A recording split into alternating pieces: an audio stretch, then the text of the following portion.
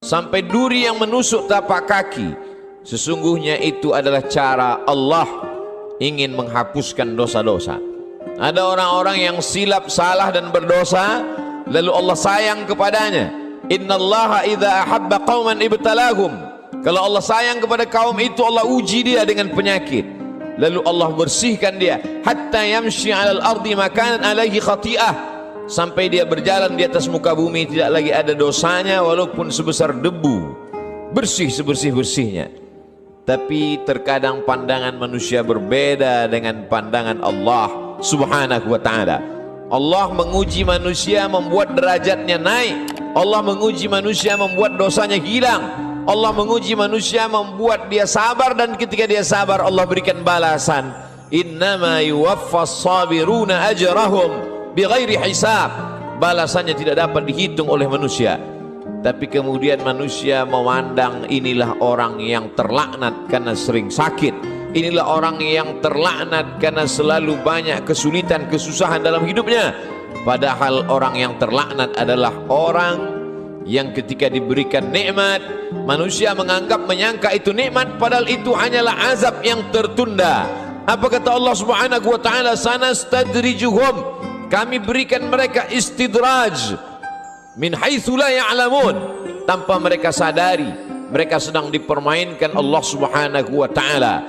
Orang menyangka mereka adalah orang-orang yang diberi nikmat, padahal sesungguhnya dia sedang dipermainkan dengan azab tapi berbaju nikmat. Nabi menjelaskan ayat ini, innallaha la yumli lizalim. Allah Subhanahu wa ta'ala mengulur orang-orang yang zalim, yang aniaya. Diulur umurnya panjang, diulur rezekinya banyak, diulur keluarga anaknya sehat, lengkap, sempurna, tapi justru itu menjauhkan dia dari Allah Subhanahu wa ta'ala. Ada manusia ini perbuatannya jauh dari Allah, tapi istrinya dekat kepada Allah. Ada manusia ini keluarganya jauh dari Allah, tapi pekerjaannya dekat kepada Allah. Laknat adalah ketika tiga-tiga yang ada dalam diri manusia semuanya jauh dari Allah Subhanahu wa ta'ala. Tabbat syada Abi Lahab wa tabb. Abu Lahab dilaknat Allah. Apa yang pertama jauh dari Allah Subhanahu wa ta'ala? Ma aghna anhu maluhu. Hartanya yang banyak justru membuat dia semakin jauh dari Allah. Wa ma kasab. Usahanya, pekerjaannya, perbuatannya, aktivitasnya juga membuatnya jauh dari Allah. Wa mra'atuhu hammalatal hatab. Perempuan yang mendampingi dirinya juga membuat dia semakin jauh dari Allah Subhanahu wa ta'ala. Jangan sampai kita salah pandang. Karena salah berfikir, maka kita akan salah melihat, salah berbicara. Akhirnya kita akan su'uzan kepada Allah Subhanahu wa ta'ala. Di mana keadilan Allah?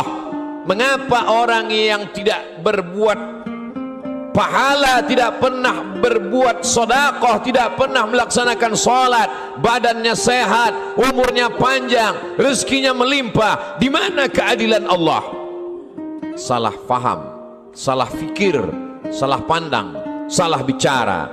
Padahal sesungguhnya Allah Subhanahu wa ta'ala sedang berbuat seadil-adilnya. Ada orang-orang yang salah, diberikan Allah ujian sakit, lalu kemudian hapus dosanya, bersih dia menghadap Allah. Tapi ada orang-orang yang salah, karena dia tahu perbuatan itu salah, dia teruskan dalam kesalahannya. Mereka tidak kafir, mereka disebut dengan fasik. Yudhillu bihi katsira. Banyak orang yang disesatkan Allah. Wa yahdi bihi katsira. Banyak orang yang diberi hidayah oleh Allah. Siapa itu orang yang disesatkan Allah? Wa ma yudhillu bihi illa al-fasiqin. Yang disesatkan Allah adalah mereka yang fasik. Siapa itu orang fasik? Orang yang tahu bahwa perbuatan itu salah, dia lakukan kesalahan itu dengan penuh kesadaran. Dia sadar bahwa dia diperhatikan Allah, dia tahu bahwa dia lihat Allah, dia tahu bahwa bersamanya inna alaikum lahafizin, bersamamu ada malaikat-malaikat yang menjaga, kiraman, mulia, katibin, mencatat, ya'lamuna ma taf'alun, mereka tahu apa yang kamu lakukan. Tapi dengan penuh kesadaran dia langgar aturan-aturan Allah. Mereka adalah orang-orang yang fasik. Mereka diazab Allah Subhanahu wa ta'ala di dunia, bukan dalam bentuk kemiskinan, bukan dalam bentuk kefakiran, bukan dalam bentuk penyakit, diazab dalam bentuk kenikmatan agar dia semakin jauh dari Allah Subhanahu wa taala. Innallaha la yumli lizalim. Allah Subhanahu wa taala mengulur orang-orang yang zalim itu, diulur umurnya, dipanjangkan umurnya, dilimpahkan rezekinya, disehatkan anak-anaknya supaya semakin jauh dari Allah Subhanahu wa taala. Hatta idza akhadhahu lam yuflithu, sehingga ketika Allah menjatuhkan azabnya ke neraka jahanam nanti, maka tidak ada lagi yang tersisa dari dirinya kecuali hanya layak menerima azab Allah Subhanahu wa taala. Innallaha la yazlimu mithqala dzarrah. Allah tidak pernah berbuat zalim aniaya walaupun sebesar biji sawi, sebesar ujung rambut, sebesar ujung tombak, sebesar mata kail pancing, sebesar butiran debu, sebesar tapak kaki semut yang hitam di atas batu yang hitam di tengah malam yang kelam. Tidak pernah Allah Subhanahu wa taala zalim dan aniaya. Lalu kenapa manusia itu masuk neraka? Karena perbuatannya sendiri, karena tindak tanduk dan tingkah lakunya. Karena Allah sudah memberikan dia ala fil jasadi mudghah. Ketahuilah di dalam jasadmu itu ada segumpal. Idza salahat salahal jasadu kulluh. Kalau yang dalam hati segumpal daging itu baik, maka baiklah seluruh jasadmu dari ujung rambut sampai ke ujung kaki. Wa idza fasadat, tapi kalau segumpal itu rusak, fasadal jasadu kulluh, maka rusaklah seluruhnya dari ujung kaki sampai ke ujung rambut. Ala wahyal qalb, sesungguhnya yang segumpal itu adalah hati. Wa nafsi wa ma sawwaha, demi jiwa manusia dan penciptaannya. Fa alhamaha fujuraha, Allah berikan jalan fujur, jahat, buruk, hitam, bengkok. Wa taqwaha, Allah berikan jalan yang lurus, baik, saleh. Maka kemudian tinggal manusia memilih. Manusia memilih. Qad aflaha man zakkaha, beruntunglah orang yang mensucikan hatinya, lalu dia memilih jalan yang diberikan Allah Subhanahu wa taala. Wa qad khaba man dassaha, rugi sia-sialah orang yang mengotori jiwanya, lalu dia mengotori dirinya, lalu kemudian dia kembali kepada Allah dengan pakaian dosa, lalu kemudian dia heran sendiri melihat dirinya di hadapan Allah. Ya Rabb, ma li hadzal kitab, mengapa buku catatan dosa amal perbuatan saya ini la yughadiru saghiratan, semua yang kecil-kecil, wala kabiratan, semua yang besar-besar, illa ahsaha, semua tercatat tertulis dalam buku yang nyata. Allah Subhanahu wa taala berkata padanya saat itu, Iqra, bacalah. Di dunia kita diperintahkan membaca Al-Quran bersama para kiai, guru, abaib, alim ulama. Kita diperintahkan membaca kitab-kitab. Tapi saat itu kita diperintahkan Iqra kitabak, baca buku catatan amalmu. Kafa bi nafsika al-yawma 'alaika hasiba, cukuplah itu sebagai alat untuk menghitung segala perbuatanmu. Tapi saat itu apa daya, apa yang dapat dilakukan manusia? Penyesalan tak lagi bermakna. Saat itu dia hanya dapat mengutuk dirinya. Saat itu wasiqal ladzina taqaw rabbahum, orang-orang yang takut kepada Allah, maka dia akan digiring, dibawa ilal jannati zumara, masuk ke dalam surga berjamaah. Sampai di pintu surga, apa kata malaikat menyapa? Salamun, selamat kamu, tibtum, kamu sudah berbuat baik, fadkhuluha khalidin, masuklah kamu ke dalam surga khalidin, kekal selama-lamanya. Mendapatkan salam dari pejabat, mendapatkan salam dari orang kaya, betapa bangga, betapa terhormatnya. Ini bukan salam dari makhluk. Salamun qawlan min rabbir rahim, salam dari Allah Subhanahu wa ta'ala. Jibril pernah menitipkan salam kepada Sayyidatuna Aisyah Ummul Mukminin. Betapa senangnya mendapatkan salam dari makhluk yang tak berdosa, malaikat. Tapi ini salam dari Allah Subhanahu wa ta'ala. Salamun, salam, bersih, suci, tak ada noda dan dosa. Min rabbir rahim, dari Allah yang tak ada kotoran, subhanahu, maha suci, wa ta'ala, maha tinggi dari makhluk. Lalu siapa yang mendapatkan salam dari Allah itu? Yang mendapatkan salam dari Allah juga orang-orang yang hatinya salam.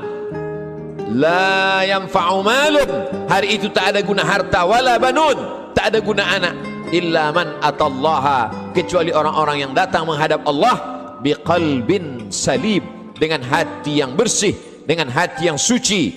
Tubuh manusia penuh dengan kotoran. Tubuhnya dari daging, dari darah, dari tulang, dari kuku dan bulu, hancur busuk menjadi nanah, nanah menjadi santapan cacing tanah, kotor, bau, hina, rendah. Tapi kemudian dia menjadi mulia karena hatinya yang bersih mengingat Allah subhanahu wa ta'ala. Aneh, ajaban, manusia itu memang makhluk yang benar-benar aneh, diciptakan dari sesuatu yang kotor, rendah, hina. Lalu kemudian setelah ditiupkan roh ke dalam jasadnya, faqa'u lahu sajidin, semua makhluk-makhluk malaikat bersujud kepadanya. Lalu kemudian Allah subhanahu wa ta'ala mengujinya. Setelah makhluk bersujud kepadanya, maka iblis menggodanya. Tergoda dia dengan segala yang apa dia lihat di dunia. Semua yang dia pandang menggoda, semua yang dia dengar juga menggoda hati kecilnya. Tapi ada orang-orang yang diberikan Allah subhanahu wa ta'ala istiqamah. Alladzina qalu rabbuna Allah, mereka berkata Rabbku Allah, summa istaqamu, setelah itu dia istiqamah, maka Allah berikan balasan. Tatanazzalu alaihimul malaikah, turun kepada mereka malaikat. Apa kata malaikat? Berkata, alla takhafu, jangan kau takut, wala tahzanu, jangan kau sedih. Karena memang penyakit manusia hanya dua saja. Yang pertama takut, yang kedua sedih. Takut terhadap masa depan, sedih terhadap masa lalu, sedih terhadap masa yang sudah lampau. Ada kekhawatiran, ada kecemasan yang berlebih dalam diri manusia untuk melihat masa depan. Cemas yang berlebih itulah yang membuat naik tensi darah. Cemas yang terlalu berlebih dari batas normal itulah yang membuat naik jantung koroner, diabetes dan lain sebagainya. Tapi orang-orang yang istiqamah, dia selalu berada dengan Allah subhanahu wa ta'ala. Masalah hidup ini besar, tapi dia berharap kepada yang maha besar. Allahu Akbar. Masalah hidup ini hebat, tapi dia mendekat kepada yang maha hebat.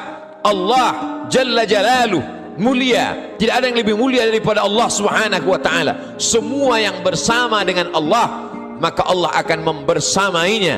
Orang-orang yang diuji itu selalu merasa bersama dengan Allah, maka kemudian Allah membalasnya, innallaha ma'as sabirin, Allah bersama mereka.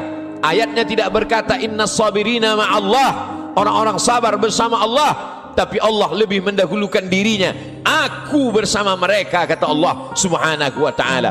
Ana inda husni dhanni abdi bi, aku menurut prasangka hambaku kepadaku. Idza dzakarani, kalau dia mengingat aku, menyebut aku, fi nafsihi, dalam dirinya sendiri, dzakartuhu fi nafsi, maka aku pun akan menyebut, mengingatnya sendiri, kata Allah subhanahu wa ta'ala. Wa idza dzakarani fi mala'in, kalau dia mengingat aku, menyebut aku bersama orang-orang yang ramai, bersama makhlukku, kata Allah, dzakartuhu fi mala'in, aku juga akan balas, aku akan sebut namanya, aku akan muliakan dia.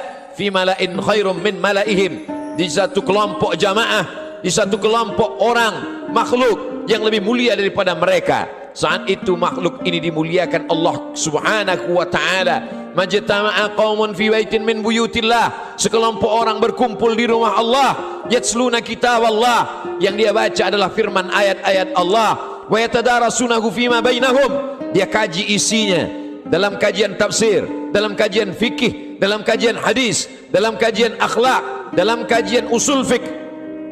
Nazalat alaihimus sakinah, turun ketenangan ke dalam hati mereka. Hati bukan punya kita. Qalbul mu'min baina asabi'ir rahman, hati orang beriman seperti uang logam yang dipermainkan di jari jemari. Begitulah Allah subhanahu wa ta'ala kuasa untuk membuat hati yang sempit menjadi lapang, untuk membuat hati yang susah menjadi senang. Semua berada dalam genggaman kudrat iradat kuasa Allah subhanahu wa ta'ala. Haffat bihimul malaikah, mereka dikelilingi oleh para malaikat. Wa dzakarahumullahu fi man indah, dan mereka dibanggakan Allah subhanahu wa ta'ala kepada para malaikat. Ketika Allah menciptakan manusia, apa kata malaikat? Ataj'alu fiha, untuk apa kau ciptakan mereka ya Allah? Ataj'alu fiha man yufsidu fiha wa yasfiku dima, mereka hanya akan berkelahi, berperang, menghancurkan negeri. Lalu apa kata Allah subhanahu wa ta'ala? Menjawab dengan kata-kata kalimat rahasia, inni a'lamu ma la ta'lamun, aku lebih tahu apa yang kamu tidak tahu.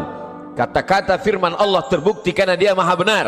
La ya'tihil batilu min baini yadayhi wala min khalfih, tidak ada kebatilan dari depan, belakang, atas, bawah, kanan dan kiri. Maka Allah tunjukkan ada sekelompok manusia yang ketika kata-kata orang lain kotor, nista, najis, yang keluar dari mulutnya adalah subhanallah, walhamdulillah, wala ilaha illallah, wallahu akbar. Ada sekelompok manusia ketika hati manusia mencaci maki, mengutuk Allah, mengutuk nasib, mengatakan tidak adil takdir Allah, tapi ada manusia yang ridha menerima ketetapan Allah subhanahu wa ta'ala. Orang-orang yang ridha, orang-orang yang istiqamah, maka Allah balas mereka, alla takhafu, tidak lagi ada rasa takut dalam hatinya, wala tahzanu, maka kosong hatinya dari sedih. Setelah hati itu hilang rasa takut dan rasa sedih, lalu kemudian ditanamkan Allah kebahagiaan dan kesenangan. Wa abshiru bil jannati allati kuntum tu'adun, berbahagialah kamu mendapatkan nikmat surga yang dijanjikan Allah subhanahu wa ta'ala.